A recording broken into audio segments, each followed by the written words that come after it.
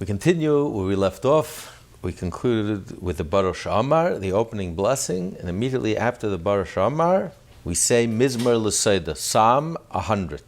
Mizmor LeTodah is actually authored by Moshe Rabbeinu. It's the 11 Psalms, starting with Psalm 90 through Psalm 100. And this is the last final Psalm that was composed by Moshe Rabbeinu.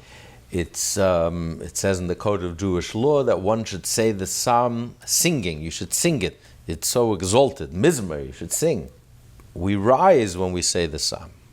We're giving thanks to Hashem. So it reminds us of the Thanksgiving offering. And that's why when you bring an offering, it had to be brought standing. So that's why we stand up when you say the Psalm. But because it reminds us of the Thanksgiving offering, therefore there are certain days we don't say the Psalm. Because the Thanksgiving offering was unique, that it was only one of two sacrifices which was accompanied by bread, leavened bread. Everything that was offered in the temple was matzah. You're not allowed to bring it bread. You're not allowed to cause the dough to rise. Even the leftovers of the flour, the mincha offerings, the kohen is not allowed to make it chametz. It has to be eaten in a state like matzah. The exception is the Thanksgiving offering. Thanksgiving offering was accompanied by 40 breads. 10 of those breads were chametz, had to be leavened. The other sacrifice was the two breads that were brought together with the sacrifice. This was the holiday of Shavuos. So because it was bread, therefore you couldn't bring this offering on Pesach, because you're not allowed to eat bread on Pesach. Even the day before Pesach, since starting at noontime, you're not allowed to eat chametz, and you have to get rid of your chametz. And you can't have chametz, so therefore, even though technically in the morning, you can bring the sacrifice, but then you would have a minimum amount of time to eat it.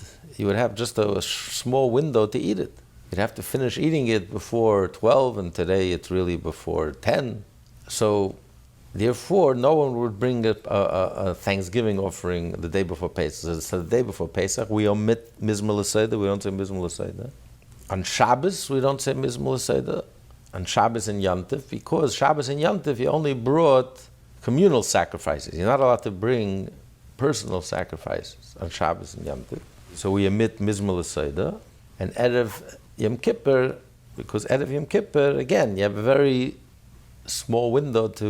narrow window to eat the bread. Usually you can eat the leftovers of the Thanksgiving offering that day, that night, and the following day. But here, the night and the following day is Yom Kippur, is a fast day. So these days, they would not bring the Thanksgiving offering in the temple, and therefore we also omit the Psalm of Mizmor LeTodah, which reminds us of the sacrifice in the temple, the Thanksgiving offering. Now, the Thanksgiving offering was brought in the temple for 4 miracles that happened. If a person traveled safely through the desert and survived, a person became ill and he was cured, a person traveled the seas and made it through safely, and if a person was in prison and then walked away, was released from prison. So for these 4 miracles, you have to give a Thanksgiving offering. Today we don't have a temple, so we make hagomel, the blessing. You go to the Torah, you make hagomel. If a miracle happens, you say hagomel. Why do we say Mizmor LeTodah every day? Do we have miracles that happen with us every day? And the answer is yes. As we say in the Moedim, in the Shemon Esrei, the miracles that happen every day.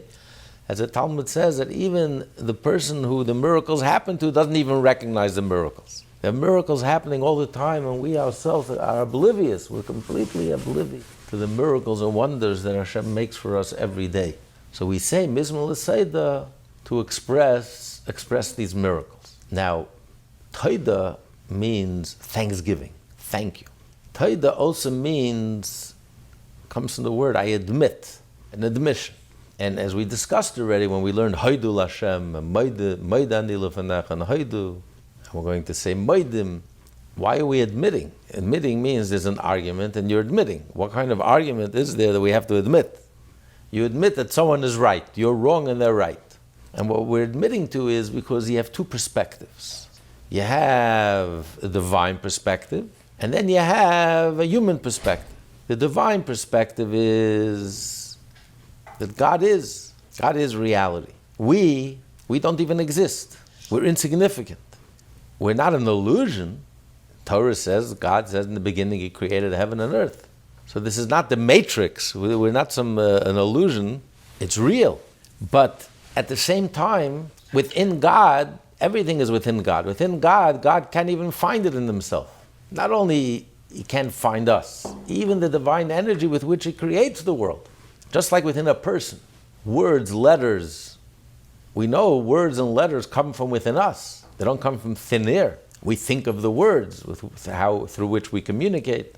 But these words and letters, when they are within us, they are part of us, within our soul, you can't even find it. You're completely unaware, unself-conscious that you even have words and letters. You don't even feel it. You don't even know it exists.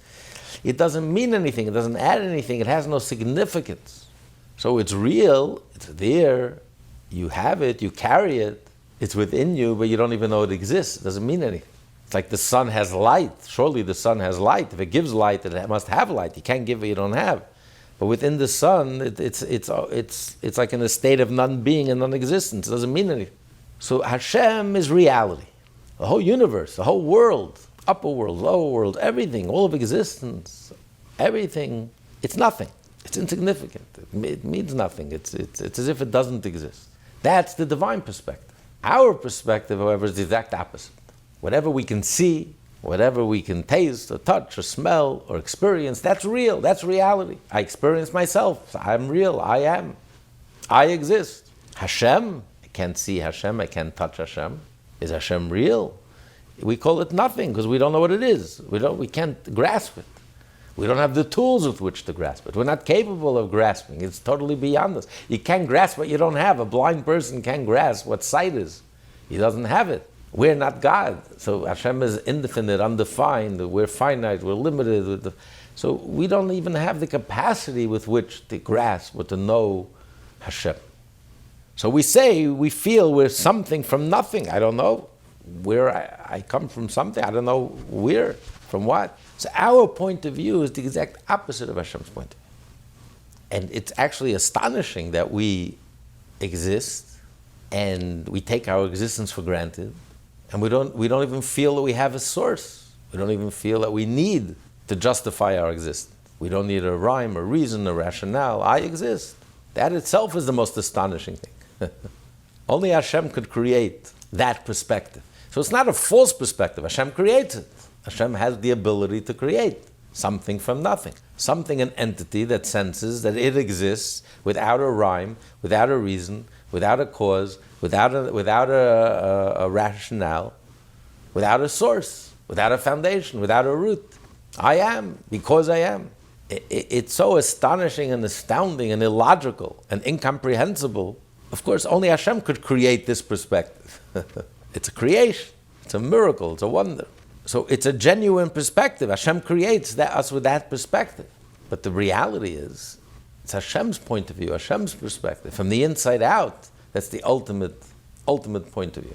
So we have this argument, we have this debate, these two perspectives that clash. And we say Toda, we say thank you, we admit, we say Maidim, we admit that Hashem's point of view is right, and really Hashem is reality and we are nothing. Hashem is and we are nothing. What evokes our Toda? What prompts us to admit and to submit and to embrace and to acknowledge and to thank and to sing and to stand up and to sing and to bring a sacrifice and to accept Hashem's point of view?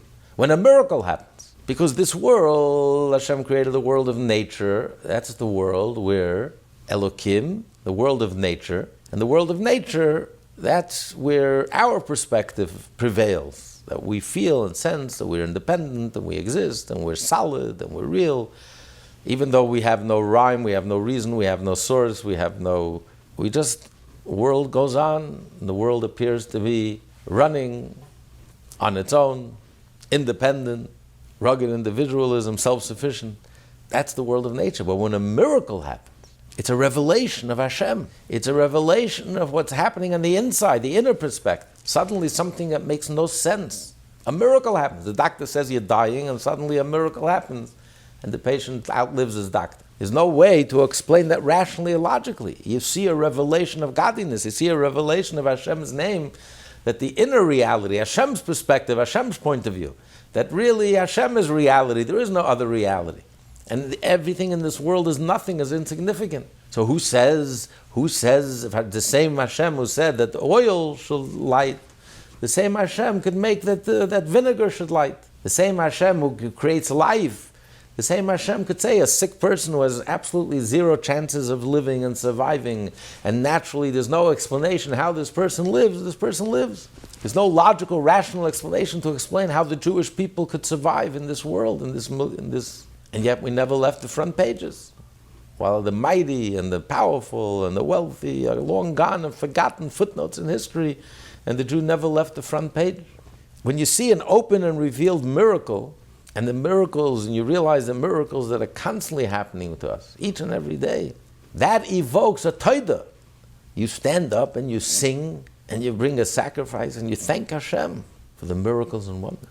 That's the power of a revelation of Hashem. The revelation of Hashem. Hashem is infinite. That His infinity could penetrate even into the darkness. When the miracle happens in this world, in the world of nature, and suddenly there's it cracks open.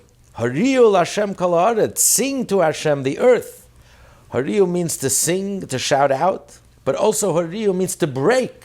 The light of godliness breaks through the haaretz, breaks through the shell, the cover-up.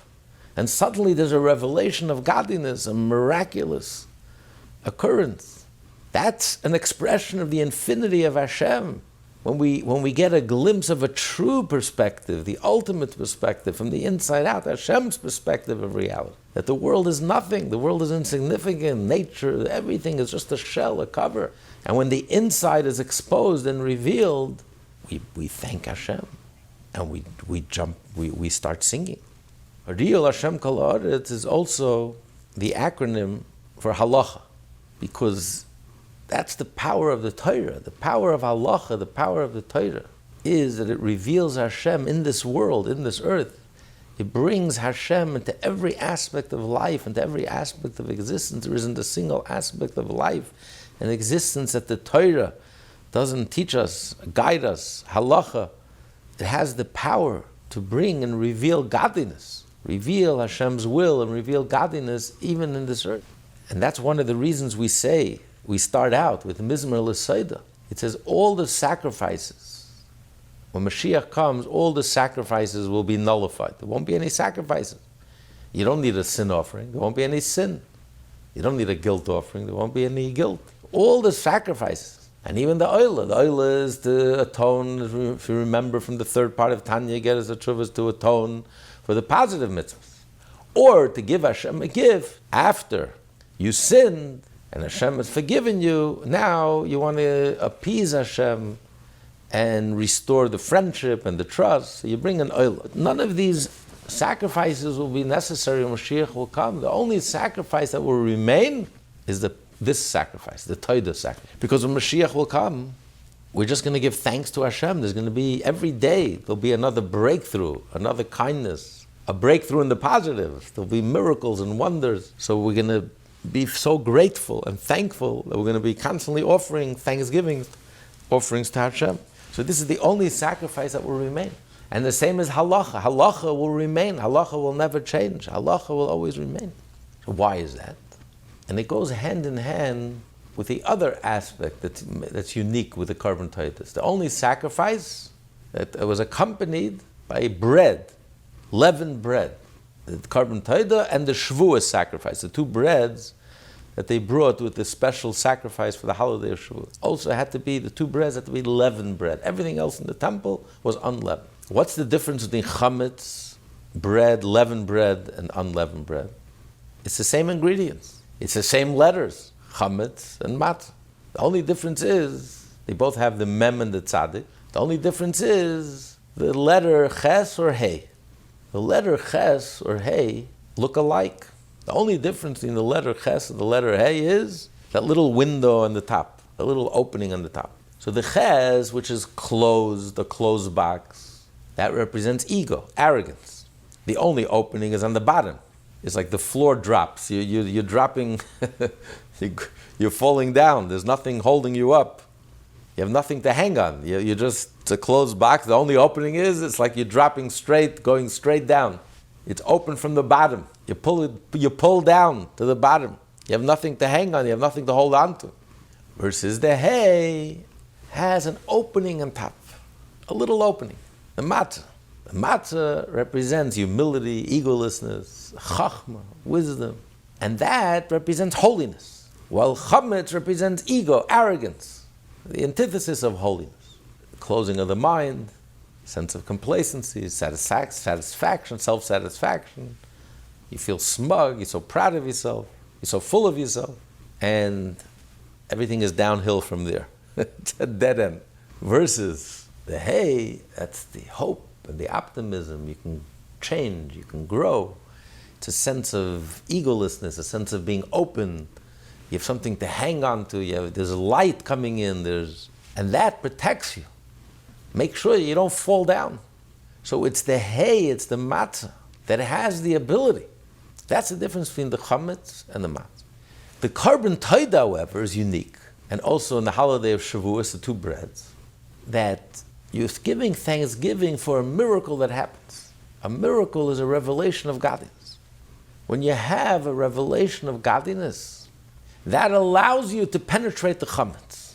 That allows you to elevate and to transform the chametz. You can even take the leavened bread and offer it to Hashem. And it won't drag you down. On the contrary, you'll be elevated. Like Shavuos, after the holiday of Pesach. And then, when you reach the climax, the culmination, after the counting of the Omer, you reach the 50th gate, the 50th day, then you have the power to even take the chametz and make the chametz, transform the chametz into something godly. So in the beginning, when you have to run away from evil, you have to exercise impulse control, and you have to be able to break, then you have to run away from the chametz. There's no room for chametz in the temple. Everything had to be matzah.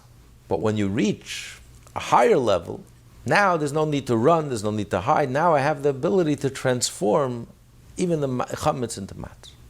So when the miracle happens, and it penetrates into the earth, and the shell breaks away, hariyo, you break through the earthiness, you break through the shell, and you see the inside. You get a glimpse of the inside. Everything is Hashem, everything is Hashem. Nature is also, everything is Hashem. Nature is nothing. Hashem is everything. The whole nature itself is miraculous. Nature itself is the greatest miracle. It's just covered up. So as long as we see that all we see is the shell, then we have the lower perspective. From the bottom up, we exist and we are solid and we are real, and Hashem to us is abstract, otherworldly. We feel that we're something from nothing. The reality is we're nothing from something. When do we see that? When the miracle happens and the light penetrates into the darkness and the shell falls away and you get a glimpse of Hashem. Hashem is infinite, undefined, beyond nature. Hashem is, that evokes the response that we give todah. We admit to Hashem, Hashem, you're right. Even though we can't grasp it, we don't understand it. It's a mystery, it's a wonder, it's a miracle. We just cry out in astonishment, hariyo, we sing. We stand up and we sing and we're astonished and amazed and astounded. So all we can do is we can give thanks. We can admit we don't really understand it. It's beyond our grasp, it's beyond our comprehension. But what we could do is, and that's how we connect with Hashem who's infinite, is by giving thanks and admitting and bringing a carbon todah. And that's also the power of halacha. The power of halacha is, halacha deals with aretz, halacha deals with earthiness, everything, every aspect of life, whether it's a tenant-landlord relationship, any argument, discussion, any issue, business, finance, marriage, relationship, anything, agriculture. Halacha is able to penetrate the aretz and bring Hashem's will and Hashem's Torah and Hashem's wisdom and Hashem Himself into every aspect of this Aretz. And this is what protects us. This is what allows us, even though it's a ches, it's chametz, but it protects us and it enables us not only not to fall down. It's like there's nothing holding us up. There's just one way, there's only one door, and that's down. Instead, we transform it, and we offer it as a sacrifice, and it brings us closer to Hashem. It says when Mashiach will come, there'll be the transformation. Earthiness will be transformed. Human nature will be transformed. The world will be transformed. And that's why that sacrifice will never, ever be irrelevant. That sacrifice will always remain relevant and current. And that's the power of the Korban Todah. So we start out every day with the Korban Todah, Mizmor LeTodah, which reminds us of the Korban Todah. We're singing and we're giving thanks to Hashem, we're admitting to Hashem, and we're acknowledging. And because of the miracles that are happening to us all the time, even if we're not aware of them, and we're thanking Hashem for miracles and wonders, and we admit that Hashem's perspective is the true perspective. Hashem is reality, and we are nothing from something. And that gives us the strength to live our lives and to do the right thing and lead Jewish lives and bring Hashem into this world. So that's the first verse.